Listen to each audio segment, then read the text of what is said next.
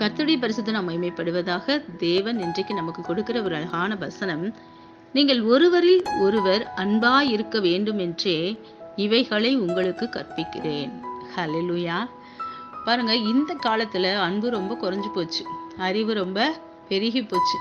சின்ன பிள்ளைகிட்ட எல்லாம் ஒரு அட்வைஸ் பெரியவங்க சொன்னா எங்களுக்கு தெரியும், நீங்க பேசாம இருங்கன்னு சொல்றாங்க இல்லையா? ஆனா ஆண்டவரோட பிள்ளைகள் அவர் கொடுத்த கற்பனைகளை நம்ம என்றென்றைக்கும் கடைபிடிக்கணும் இல்லையா? தாய் தகப்பனுக்கு கீழ்ப்படியணும், அன்பு எல்லாரிடத்திலும் காட்டணும். உங்க சொந்த பந்தம் மட்டும் இல்ல, உலகத்துல இருக்க ஒவ்வொரு உயிர்கள் மேலையும் நம்ம அன்பு செலுத்தக்கூடியவர்களா ஆண்டவரோட பிள்ளைகள் இருக்கும்போது நிச்சயமா ஒரு பெரிய மாற்றத்தையும் ஒரு எழுப்புதலையும் நம்ம மூலமா தேவன் கொண்டு வர முடியும் தேசத்துல. கர்த்தர் இந்த நாள்ல கூட நீங்க ஒருவருக்கொருவர் அன்பா இருந்து ஆண்டவர் நாமத்தை மகிமைப்படுத்தும்படியாக இந்த நாளை உங்களுக்கு குறிச்சிருக்கிறாரு. எல்லார் மேலே அன்பு செலுத்துங்க. கர்த்தர் உங்களை ஆசீர்வதிப்பார்.